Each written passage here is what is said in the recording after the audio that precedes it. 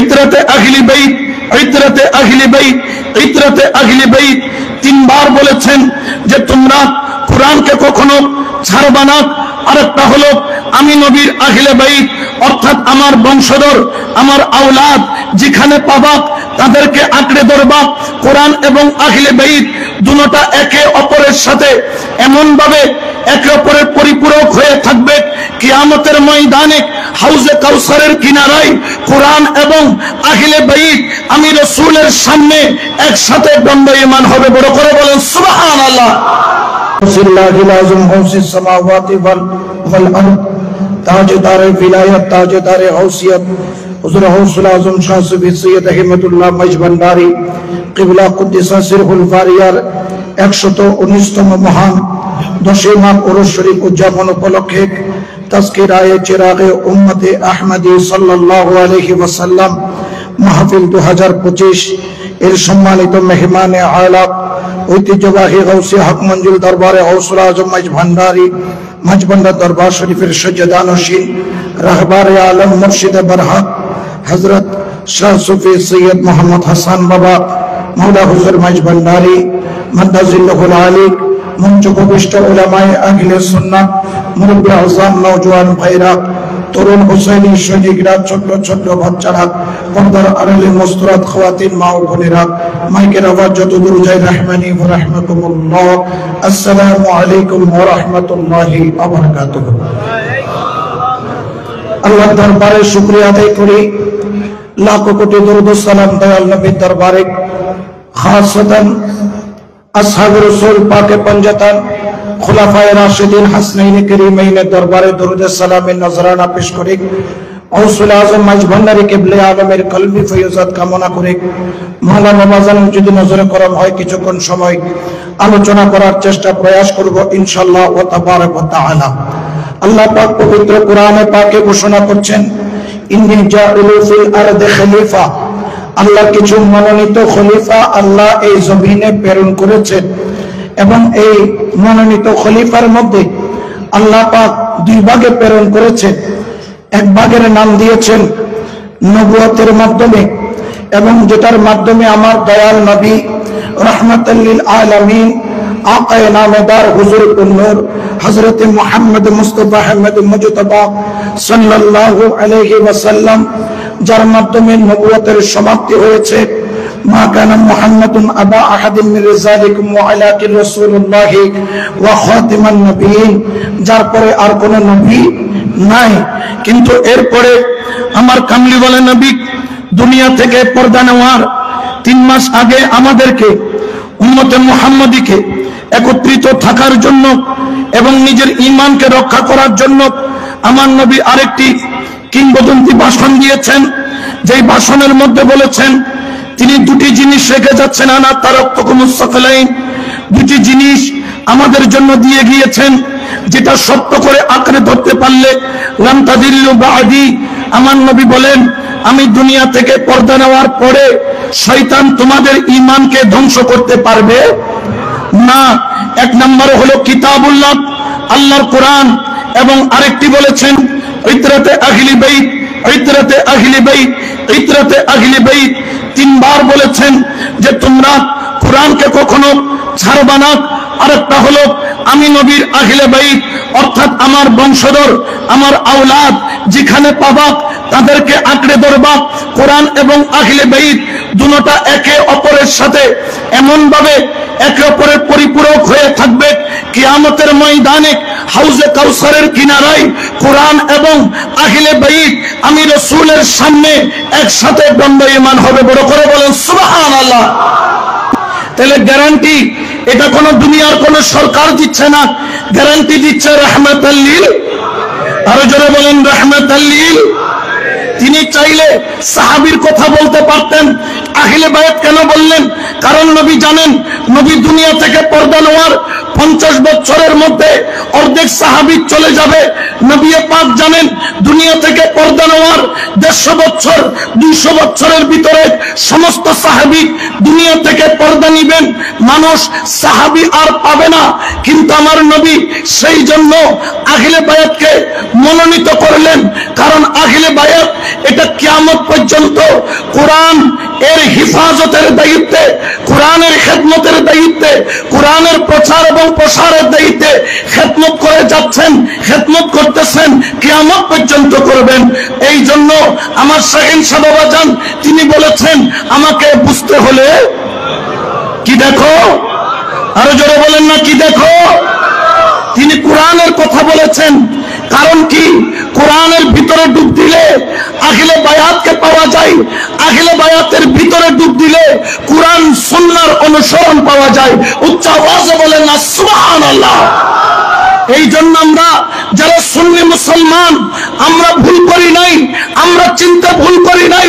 আমরা গৌসুল আজম মজভান্ডারির দামানকে আঁকড়ে ধরেছি, আমরা মৌলাই রহমানের দামানকে আঁকড়ে ধরেছি, আমরা শাহেনশাহ বিশ্বওয়ালি হযরত সৈয়দ জিয়াউল হক মজভান্ডারি কিবলার দামানকে আঁকড়ে ধরেছি। কারণ এটা দুনিয়ার কোন মোল্লা মৌলবীর ফতোয়া নয়, এটা খুদ রাসূলুল্লাহর ফতোয়া। উচ্চ আওয়াজে বলেন না সুবহানাল্লাহ। ঠিক এই জন্য আমাদেরকে খেয়াল রাখতে হবে কোরআন এবং আহলে বাইত এটা একে অপরের পরিপূরক। এই জন্য কোরআনের ব্যাখ্যা সবাই দিতে জানে না, কোরআনের সঠিক ব্যাখ্যা সবাই করতে জানে না, যদিও বা মুফাসসির হয়েছে, কিন্তু কোরআনের হাকিকি ব্যাখ্যা পাওয়া যায় আল্লাহর ওলির কদমে। উচ্চ আওয়াজে বলেন না সুবহানাল্লাহ। এই জন্য 1928 সাল থেকে 1988 সাল পর্যন্ত এই মাইজভান্ডার দরবার শরীফের যিনি শরাফতের এই খেদমত করে গিয়েছেন, গৌসিয়তের দামানকে অগ্রসর করে গিয়েছেন, তিনি হলেন হুজুর গৌসুল আজম মাইজভান্ডারি কেবলে আলম, যাকে চেরাগ বানিয়েছেন, যাকে আলোক পত্রিকা বানিয়েছেন, যার নাম রাখা হয়েছিল ওসিয়ে গৌসুল আজমের পক্ষ থেকে একটি, কিন্তু স্বপ্ন যোগে বললেন আপনি ওনার নামকে পরিবর্তন করে দেন।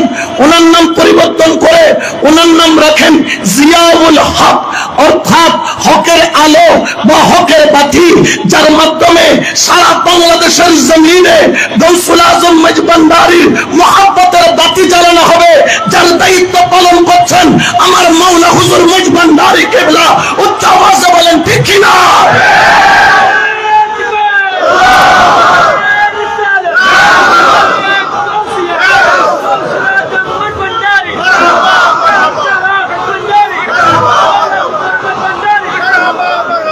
এই জন্য খেয়াল রাখবেন পীরের মধ্যে ভাগ আছে, পীরে শরীয়ত, পীরে তরিকত, পীরে হাকিকত, পীরে মারিফত।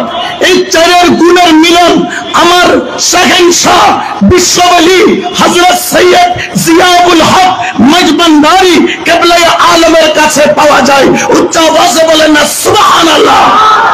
এই জন্য তিনি আমাদেরকে বলছেন হালাল খাও, নামাজ, আল্লাহ আল্লাহ, সব সমস্যা। তিনি আমাদেরকে কত সুন্দর করে শরীয়তের সম্পূর্ণ একটি ফর্মুলা 2-4 বাক্যের মধ্যে দিয়ে দিলেন। হালাল খাও, নামাজ পড়ো, আল্লাহ আল্লাহ জিকির করো, সব সমস্যা মিটে যাবে। আমি চিন্তা করলাম নামাজের কথা আগে বললেন না কেন, হালালের কথা আগে কেন বললেন? যখন হাদিস শরীফ পড়লাম বুঝে গেলাম আমার শাহেন সাহাবা জান তিনি মুহাদ্দিসেরও জ্ঞান রাখেন। কারণ দয়াল নবী বলেছেন যেই ব্যক্তি হারামের একটি দানা ভক্ষণ করবে আল্লাহ তার অগ্রিম সামনের 40 দিনের ইবাদত কবুল করবেন না। অর্থাৎ আপনি ইবাদত করবেন কিন্তু আপনার ইবাদত আল্লাহর দরবারে কবুল হবে না। কারণ কি হারামের একটি দানা যদি মুখে দিয়ে ঢুকে, নামাজ কবুলিয়তের জন্য হালাল ভক্ষণ করা জরুরি। এই জন্য তিনি আগে বলছেন হালাল খাও, তারপর বলছেন নামাজ পড়ো, তারপর বলছেন আল্লাহ আল্লাহ জিকির করো, তারপর বলছেন সব সমস্যা মিটে যাবে। উচ্চ আওয়াজে বলেন না সুবহানাল্লাহ। তাহলে শরীয়তের খুশবু শাহীন শাহ বাবাজান কেবলা আলমের ওই চেরাগ থেকে পাওয়া যায়, যেটা আমরা লক্ষ্য করছি। একটু আগে আমরা নামাজ পড়েছি বা জামাত, আমরা আল্লাহর ফরমান, রসুলের ফরমান, ওলি আল্লাহর ফরমান অক্ষরে অক্ষরে পালন করছি। এই জন্য আমার আল্লাহ পবিত্র কোরআনে বলেন, আতিউল্লাহ ওয়া আতিউর রাসূল ওয়া উলিল আমরি মিনকুম, তোমরা আল্লাহর ইতিআত করো, তোমরা রাসূলের ইতিআত করো, তোমরা ওলি আল্লাহর হুকুম অক্ষরে অক্ষরে পালন করো। উচ্চ আওয়াজে বলেন সুবহানাল্লাহ। আমাদের অনেকে বলেন আমরা হকপন্থী, ওনারা বলেন ওনারা হকপন্থী, ইনারা বলেন ইনারা হকপন্থী, কিন্তু হকপন্থী চিনব কিভাবে? কেউ বলেন যিনি মসজিদ বানায় তিনি হকপন্থী। আমি বললাম কাদিয়ানীরাও তো মসজিদ বানায়, সেজন্য কি কাদিয়ানীকে হকপন্থী বলা যাবে? জোরে বলেন না যাবে? শিয়াদেরকে হকপন্থী বলা যাবে? কারণ তারা মসজিদ বানাইলে হকপন্থী হওয়া যায় না। আরেকজন বললেন আমাদের কাছে আলেম বেশি, আমরা আলেম বানাই, এই জন্য আমরা হকপন্থী। আমি বললাম জানেন যখন বাইতুল মুকদ্দাস বিজয় হওয়ার পরে হযরত সালাহউদ্দিন আইয়ুবী 3000 আলেমকে তলোয়ার দিয়ে কতল করেছে। কারণ কি জানেন?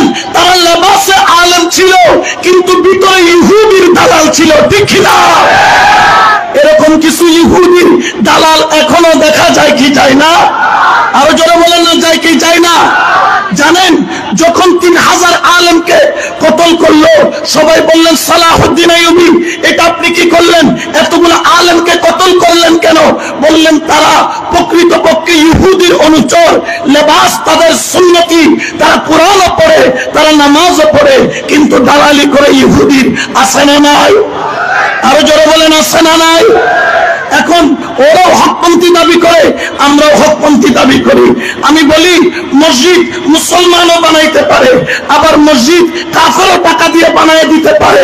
আলেম মুসলমান থেকেও হতে পারে, আবার আলেম মুনাফিকরা, বেঈমানেরা, কাফেরেরা টাকার প্রোটেকশন দিয়া আলেম বানাইতে পারে। তাহলে জেনে রাখেন হক চিহ্ন কিভাবে? হক চিহ্নের মাধ্যম হলো একটা, বাতিলরা মসজিদ বানাতে পারবে, বাতিলরা আলেম বানাতে পারবে, কিন্তু খোদার কসম বাতিলরা গৌসুল আজম ভান্ডারী বানাইতে পারবে না, বাতিলরা মাওলাই রহমান বানাইতে পারবে না, বাতিলরা শাহীন শাহ বাবাজান বানাইতে পারবে না, ঠিক না?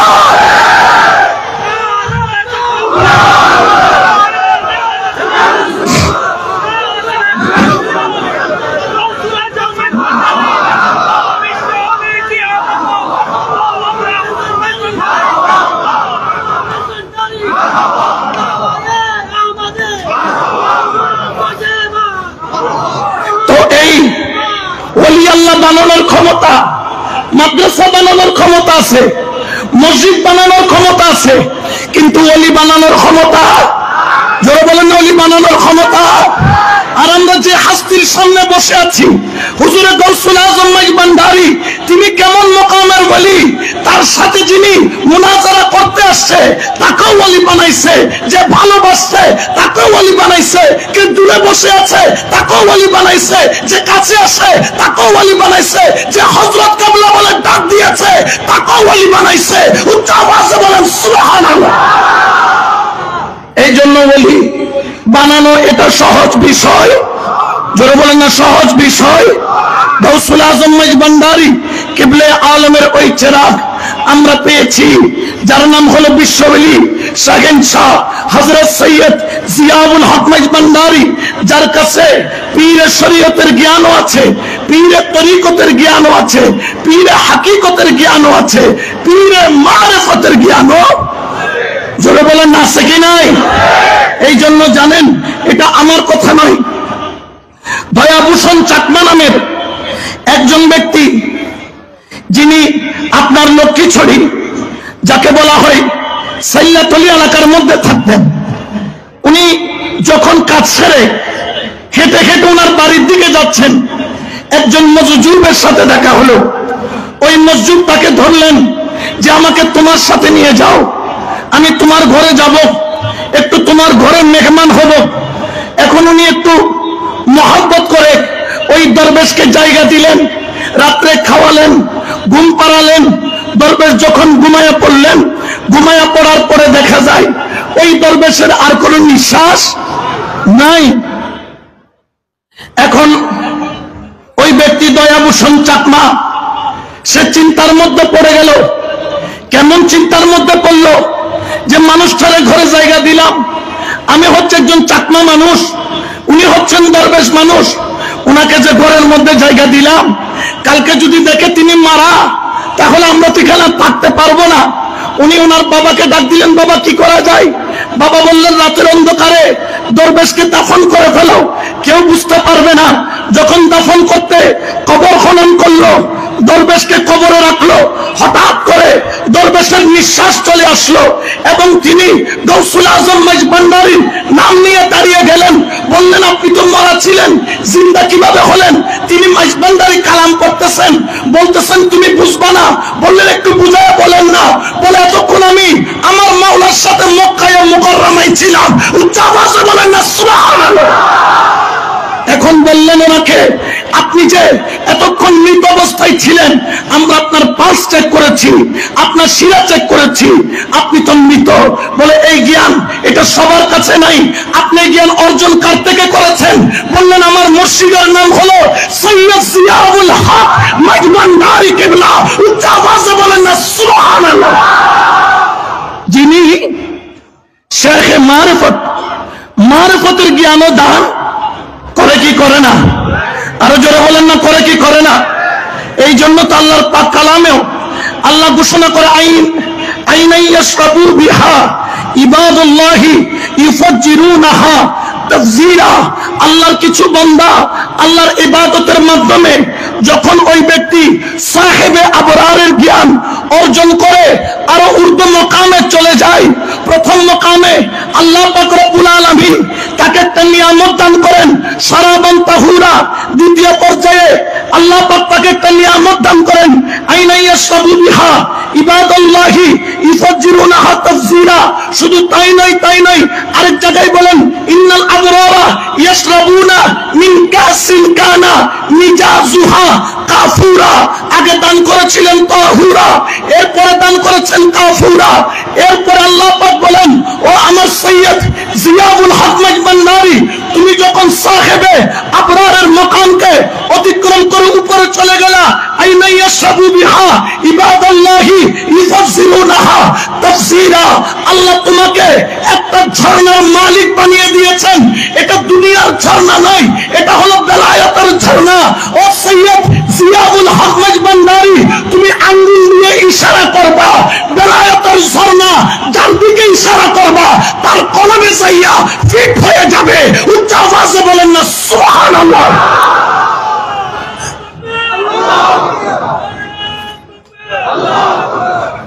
এই জন্য ওই নিয়ামত এখনো বিতরণ এই দরবার থেকে হচ্ছে এবং কিয়ামত পর্যন্ত হইতে, জোরে বলেন না হইতে, এতে কোনো সন্দেহ আছে?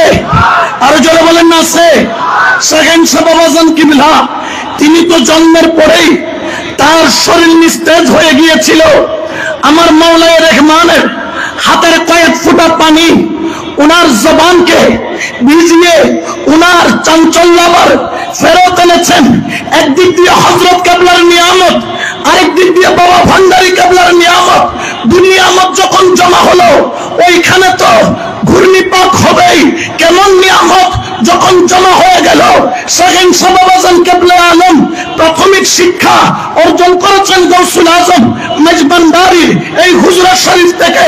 এরপরে তিনি যখন বেলায়েতের উচ্চ মাকামে যাওয়া আরম্ভ করলেন, বিয়ে পরীক্ষার খাতা জমা দিয়ে চলে আসলেন এবং তিনি কঠোর রিয়াজত করেছেন। কেমন রিয়াজত? তিনি এক সপ্তাহ 8 দিন 10 দিন উপাস থাকতেন, ঘুম ছাড়া থাকতেন, রিয়াজতের মধ্যে থাকতেন।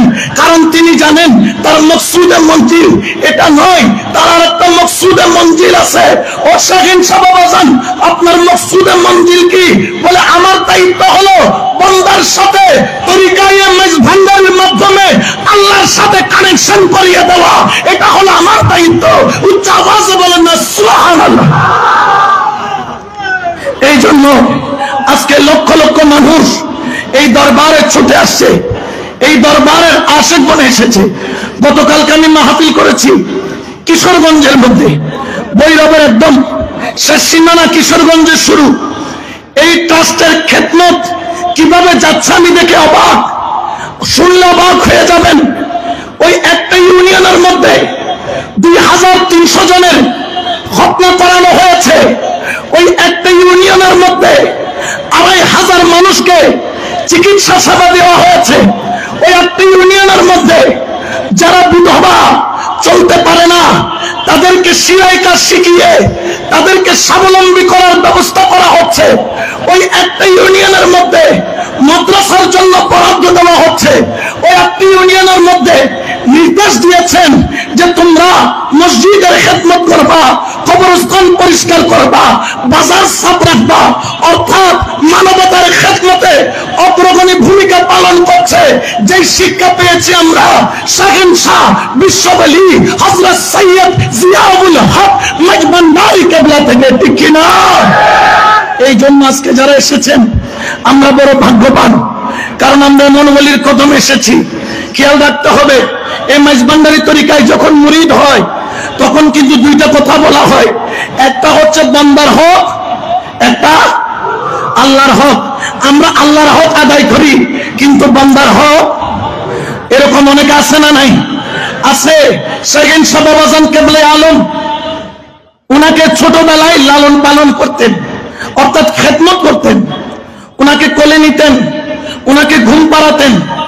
একজন কর্মচারিণী ছিলেন, মায়ের ভূমিকা পালন করতেন। বাবাজান কেবলে আলম একদিন যখন রওজানের দিকে গেলেন, বাবাজান কেবলে আলম তো তখন তরিকতের খেদমত একদম নিজেকে নিয়োজিত করে দিয়েছেন। যখন খবর পেলেন যে শাহিন শাহ বাবাজান এসেছেন, উনি চলে আসলেন। এসে বাবাজান কেবলার রুমের সামনে আসলেন, ডাক দিচ্ছেন ননসু বলে বলে, আমার ননসু কোথায়, আমার ননসু কোথায়? সুবহানাল্লাহ বলেন না। এখন মানুষ তো বাবাজান কেবলাকে দেখলে মানুষ ভয়ে থরথর করে কাঁপে, কারণ উনি মাঝে মধ্যে সুলুকে থাকেন, মাঝে মধ্যে মসজিদের হালতে থাকেন, মাঝে মধ্যে মারেনও। এখন ওই মহিলা যখন গিয়ে বললেন আমার ননসু কোথায়, সেকেন্ড শাহ বাবাজান ওইখানে সবাইকে হুকুম দিলেন সরে যাও, ওনাকে আসতে দাও। উনি আসলেন বৃদ্ধা মহিলা, শাহিন শাহ বাবাজানকে দেখে চোখের পানি ছেড়ে দিলেন। দুই চোখের পানি ছেড়ে দিয়ে শাহিন শাহ বাবাজানের দিকে তাকায়া বলছেন, ও ননসু, তোমার চুলগুলা তো পেকে গেছে, তোমার দাড়িগুলা পেকে গেছে। বলতেছেন বাবাজান যখন চুল ধরে, বাবাজানের চুল মোবারক করে ওই মহিলা, তখন বাবাজান কেবলা আলম নিজের মাথা বাড়াইয়া দেন।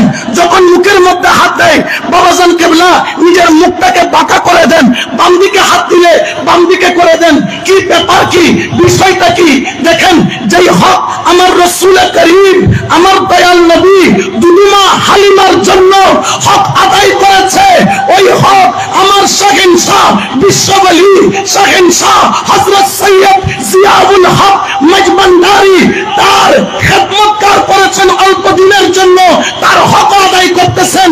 দাড়ি ধরলে মুখ পাকা করে দেয়, চুল ধরলে মাথা বাড়িয়ে দেয়, বাম দিকে টান দিলে হাত দিলে বাম দিকে মুখ করে দেয়। অর্থাৎ আল্লাহর হক আদায় করছেন, তিনি বান্দার হক আদায় করছেন। উচ্চ আওয়াজে বলেন না সুবহানাল্লাহ। এই শিক্ষা আমরা পেয়েছি মাওলা হুজুরের কদম থেকে, এই শিক্ষা আমাদেরকে দিয়ে যাচ্ছেন। এই জন্য এখানে কি হয়, আপনার বুঝার ক্ষমতা নাই, আপনার ধরার ক্ষমতা নাই এইখানকার বিষয়গুলা। সেকেন্ড শাহ বাবাজান কেবলে আলম তিনি কোন মকামের বলি, কোন স্তরের বলি, কোন মকামের তার জায়গা, এটা বুঝার জন্য দিব্য জ্ঞানের প্রয়োজন হয়। আমরা বর্তমানে দেখতে পাই কিছু অবুঝ মানুষ, কিছু বেকুন মানুষ মজবান্ডারি তরিকা নিয়ে বিষোদ্গার করছে, বেলায়েতে মুতলাকা নিয়ে বিষোদ্গার করছে। এই জন্য আমার ওসি গৌসুল আজম মজবান্ডারি বলেছেন, এই বেলায়েতে মুতলাকা বুঝার জন্য দিব্য জ্ঞানের প্রয়োজন, হৃদয়ের জ্ঞানের প্রয়োজন। মাথার জ্ঞান দিয়ে ওটা বুঝার ক্ষমতা সবার, জোরে বলেন না সবার। এই জন্য খেয়াল রাখবেন, ওনার প্রত্যেকটা কথা, শাহিন শাহ বাবাজানের প্রত্যেকটা কথার মধ্যে এক একটি ধারা আছে। এই যে মাইজভান্ডার দরবার শরীফে যখন হক মঞ্জিলের মধ্যে ভবন করা হচ্ছে, প্রথমে 5 তলা করার জন্য বলেছেন, পরে দিয়ে বললেন 6 তলা করার জন্য, এরপরে বললেন 72টি কামরা করার জন্য, এরপরে বললেন 99টি জানলা দেওয়ার জন্য। আমরা এটা বুঝলাম একটা সাধারণ কথা, কিন্তু শাহেন শাহ বাবাজান প্রত্যেকটা কথার মধ্যে হিকমত অবলম্বন করতেন এবং যার মেসেজ যাকে দেওয়ার তাকে দিয়ে দিতেন। অর্থাৎ বুঝাচ্ছেন, জেনে রাখো আল্লাহ জমিন আর আসমান 6 দিনের মধ্যে সৃষ্টি করেছেন। 6টি তালা করো। আপনার নফসের মধ্যে 6টি ভাগ আছে, লতিফার মধ্যে 6টি ভাগ আছে। সেটার খেদমত এখানে হচ্ছে 72টি কামরা। কারবালার ময়দানের 72 জনের শাহাদাতকে স্মরণ করছেন। 99টি জান্নাহ। শাহেন শাহ বাবাজান বলছেন, জানো এই মেজবান্ডারি তরিকা শুধু আল্লাহর একটা সিফাতি নামের বরকতের নিয়ামত দান করে তা নয়, 99টা নামের বরকত মেজবান্ডার দরবার শরীফ থেকে কিয়ামত পর্যন্ত বিতরণ হতেই থাকবে। উচ্চ আওয়াজে বলেন সুবহানাল্লাহ। এই নিয়ামত আমরা যদি অর্জন করতে চাই আমাদেরকে খেয়াল রাখতে হবে। মেজবান্ডারি তরিকার মধ্যে অনেকে বলেন এই তরিকায় খাতাও নাই, কলমও। আমি বলি খাতাও আছে, কলমও আছে। খাতার নাম কি? প্রেম। খাতার নাম কি? প্রেম। কলমের নাম হচ্ছে আদব। কলমের নাম আদব। প্রেম নামের খাতার মধ্যে আদব নামের কলম দিয়ে যেই ব্যক্তি এই দরবারে ঢুকতে পারবে, খোদার কসম ঢুকবে সাধারণ ব্যক্তি মনে আর বের হবে আমিরুজ্জামান বনে।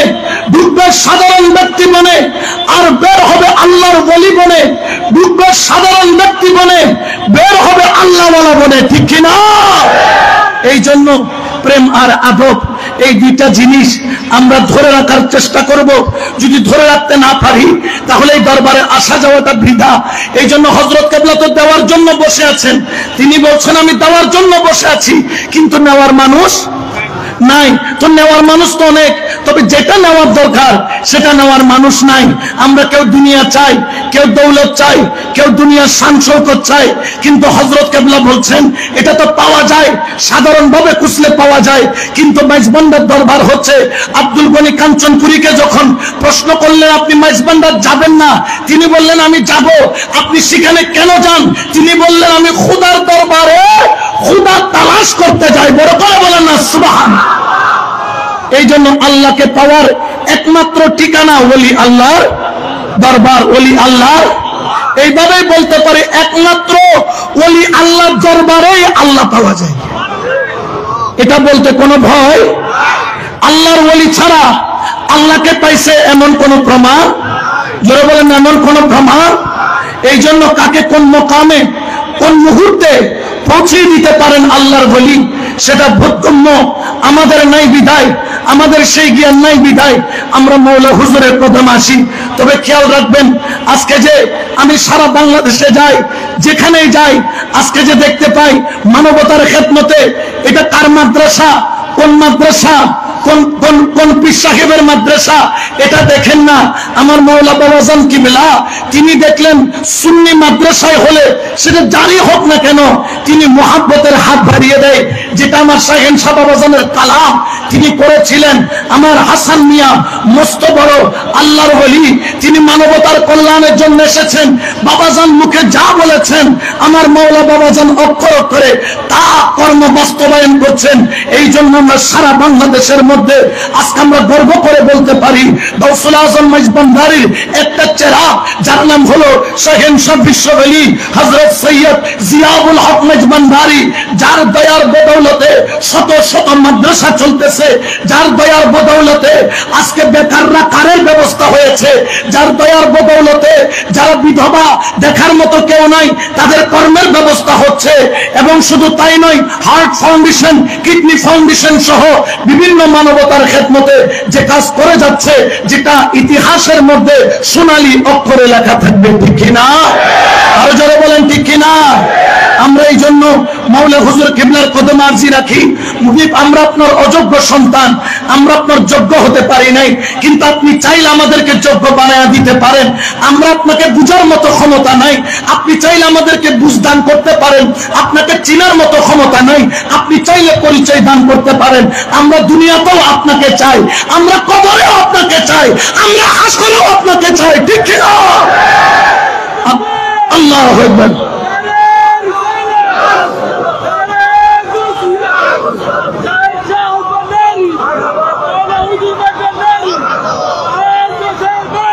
এই জন্য শেষ করব।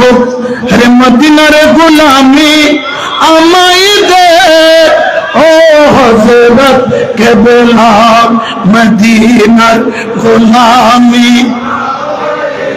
মদিনার গোলামি আমায় দে ও বাবা জান, মদিনার গোলামি।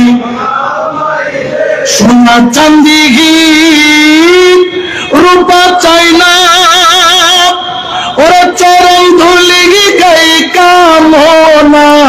সোনা চাঁদি রূপা চাই না, হায়রে চরণ ধুলি এই কামনা। ভাঙা তো কি ধীর জোড়া লাগাই ও জিয়া বাবা, ভাঙা তো কি ধীর জোড়া ও মোহনা বাবা, মদিনার গোলামি। ভক্ত মুরিদ আসে কানরা, হায়রে আশা নিয়ে আসে তারা। ভক্ত মুরিদ আসে কানরা, আশা নিয়ে আসে তারা। সবার আশা পূরণ কইরা দে ও মুর্শিদ কেবলা, সবার আশা পূরণ কইরা দে ও হযরত মদিনার গোলামি আমায়। বেলায়েতে গের গভর্নরি ওই আমার কৌশল জন্ম জীবন দারি। বেলায়েতের গভর্নরি গৌসুল আজম মজবন্দারি। আসে গনের হৃদয় জোড়াই দে ও হযরত কেবলা, আসে গনের হৃদয় জোড়াই দে ও বাবা জান কেবলা, মদিনার গোলামি। মৌলা করিমের ছায়া আল্লাহ আমাদেরকে দান করুক, সবাই বলেন আমিন। আমি প্রায় 12 ঘন্টা সফর করে কিশোরগঞ্জ থেকে সোজা এখানে এসেছি আপনাদের কাছে দোয়া চাই। মুনিবের কদম আরজি রাখি যেন তার কদমে যেন গোলামি করে যেতে পারি মতো, গৌসুল আজম মেজবান্ডারে গোলামি করে যেতে পারি মতো আমাদেরকে সেই তৌফিক মুনিব আমাদেরকে নসিব করুক, আমিন। ওয়া মা আলাইনা ইল্লাল বালাগ। মা আসসালামু আলাইকুম ওয়া রাহমাতুল্লাহি ওয়া বারাকাতুহু।